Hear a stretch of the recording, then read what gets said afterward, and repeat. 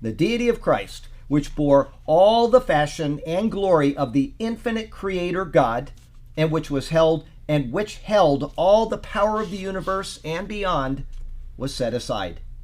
He took on a lowly fashion and form. He submitted to the will of his Father and to the law which he had written, binding himself to it in a state of human limitation. The idea of his humility here is not the same as that of his emptying himself noted in the previous verse. Rather, it is a definition of that emptying. The word is tapenao. It indicates a complete and absolute reliance on another.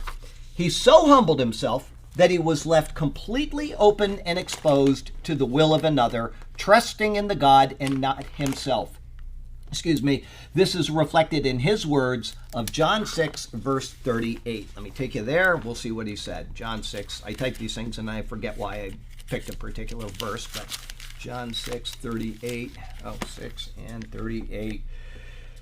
For I have not come down from heaven, I have come down from heaven, not to do my own will, but the will of him who sent me. So that was his mission, was to come and do the will of the Father. So I'll read that again. He humbled himself that he was left completely open and exposed to the will of another, trusting in the God and not himself. That's reflected, as I said, in the words of John 6:38. All right. And he also exposed himself to be in the care of not just another, meaning God, but under the will of lots of other people.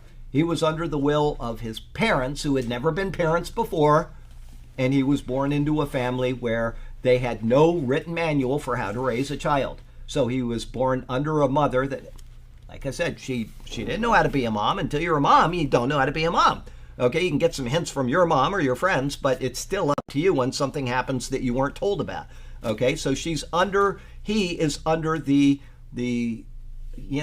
authority of his mother and father, submitted himself, the creator of the universe, to this fallible couple, and then he was under the authority of whatever schooling he may have had. He was under the authority of whoever, he probably worked with his father doing whatever they did, and he was under somebody's authority under that. He placed himself under all these. He placed himself under the authority of the rulers of Israel and the rulers of Rome. All of these people were over him in one way or another, just as, right now, unfortunately, we have certain people over us that we might not want, but they're over us. Okay, and we are under their authority. Christ placed himself under the authority of all of those people. He placed himself under the authority of the ruling council of Israel, who decided that they wanted him to be crucified. He was under the authority of Pilate, who agreed to have him crucified, washing his hands of their blood, but he still agreed to having it done. He placed himself under the authority of countless other people in his life when he created all of those people. So that shows you the amazing state of who Christ is, that he was willing to do this and to say, my Father willed this, I'm going to be obedient to him, and by being obedient to him, I'm going to be obedient to all of these people that are appointed over me. Unbelievable.